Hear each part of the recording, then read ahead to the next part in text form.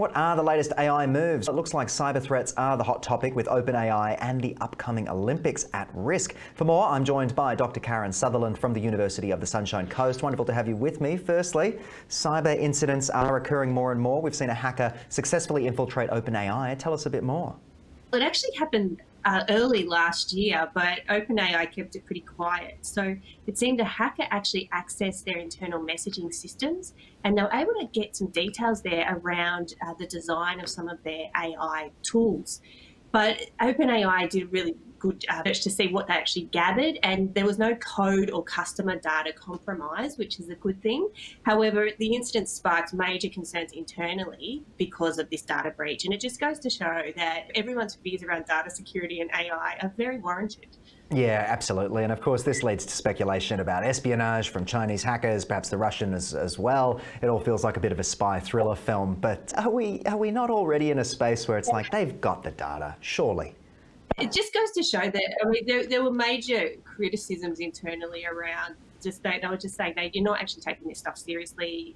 And as a result, they did create an internal committee called the Safety and Security Committee. But you think they would have done that from the beginning, wouldn't you? Just mitigate any risks of this sort of happening. But yeah, it's quite worrying when a player like OpenAI is having these issues. Yeah, but what measures do you think global tech firms could take to safeguard against this state-sponsored cyber espionage that we're looking at? I don't even know how you would begin to manage it. It seems like the genie is out of the bottle.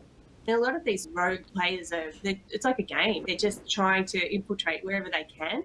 And it's very hard, but I think this is where you need to bring in as many experts as you can just to make sure that your cyber security measures are watertight. And my AI robots will verse your AI robots, and we'll have an OpenAI conflict. But I wanted to talk to you about Paris and the Olympics, of course, the flow-on of this. What have we witnessed when it comes to that?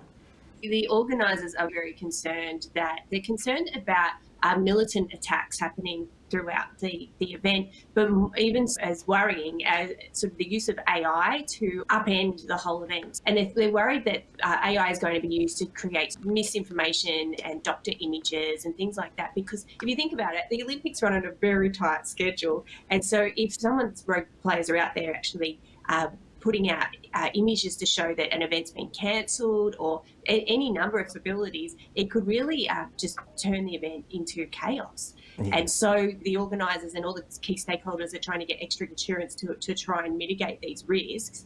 But honestly, what can they actually do? There's only so much they can do to try and make sure nothing like that happens. Absolutely. And of course, this is a first for a lot of things out there. Events like this is the first time we've had AI and the technology so available. Yeah. Karen, before I let you go, any final closing comments for us when it comes to this moving forward?